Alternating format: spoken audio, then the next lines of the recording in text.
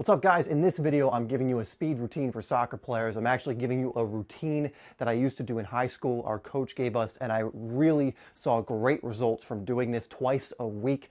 So if you do this routine consistently and you stick with it and you give it your all, you will definitely see results. So I'm not going to speak too much here. I want to get right into the drills, and I will explain each of the drills as I'm going through them. I'll tell you how many reps, sets, all that to do. So let's get right into the actual drills.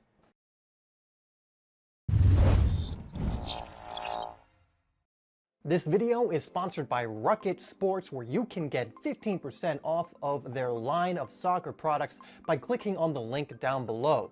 Rocket Sports sells a variety of soccer goals of all sizes and for all ages, along with other training equipment like rebounders to help you improve your game. They are not only great for team training, but for your own individual training as well.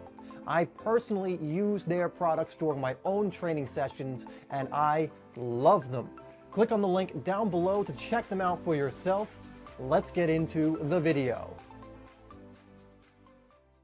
So the first thing we are doing is called kettlebell swings. Now, this was not actually one that was in the routine that was given to me in high school. This is just one I've added because I really think there's a huge benefit to them, not necessarily for speed, but for many different areas. Now, just also realize before I'm doing this, I have warmed up. I went on a jog for 10 minutes and also did stretches. So make sure you do that first. Do at least a 10-minute warm up. Get your body warm and loose before moving into these drills. That is very important. But for the kettlebell swings, you're going to do 2 sets of 15 reps with a rest time of about a minute in between.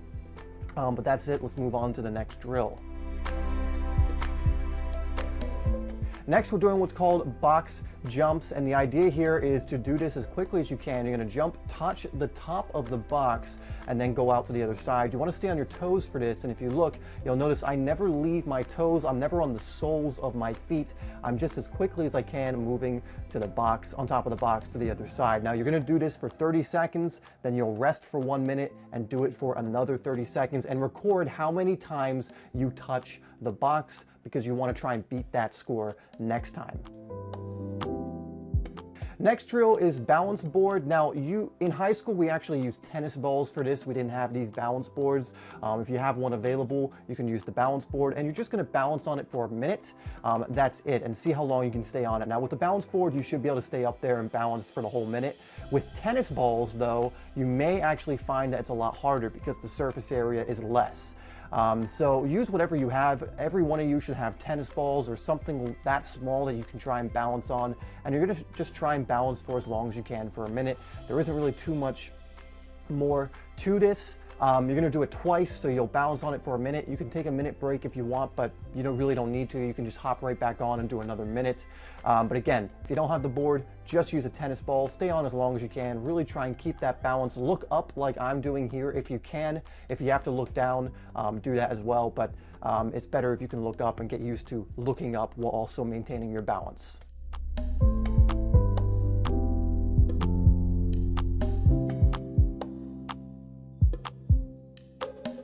Okay, next we are doing ladder drills. So this first one is for 30 seconds again.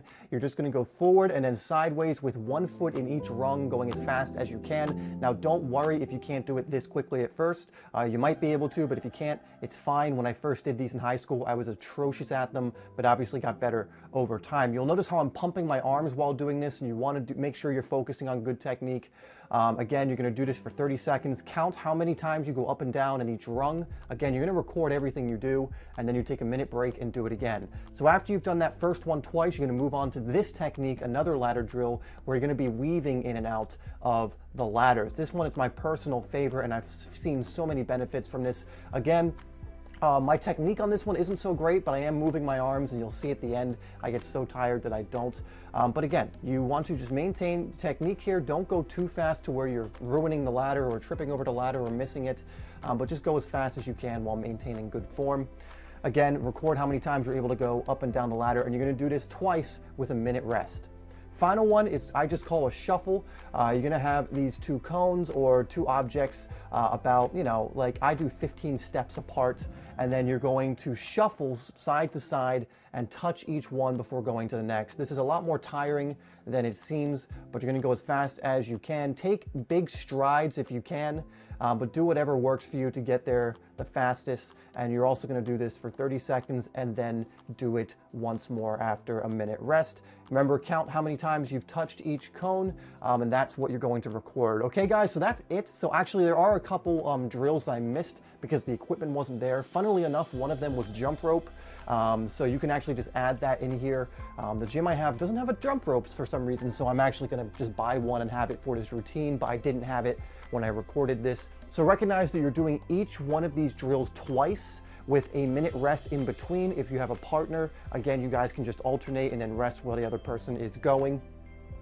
But again, the idea here, guys, is you want to really keep a record of how well you did in each drill. And what this is going to do, along with having a partner, it will encourage you to do better each time. So for example, if you're doing box jumps and you get 30 something in 30 seconds, you want to write that down and try and beat that score your second time around or the next time you go to do these drills. Either way, guys, you do this often and I promise you, you're going to see results and you're going to see improvements in this area. And trust me, this is something that could really change your game. I noticed huge differences when I worked on my agility and speed through this routine. So you can add this to a routine you already have. You can pick certain drills that you want to use, or you can do the whole routine yourself. I just encourage you to work on this area because it can be incredibly beneficial. Anyway, guys, that's it for this routine. Let me know if you want me to share more kind of little routines like this that improve certain areas, and I will. This is the second one we've done recently like this, just a little routine to help you out. I'll put 2 other videos up on the screen now so you can continue to learn and improve as a player. Thanks once again for tuning in, and I will see you in the next video.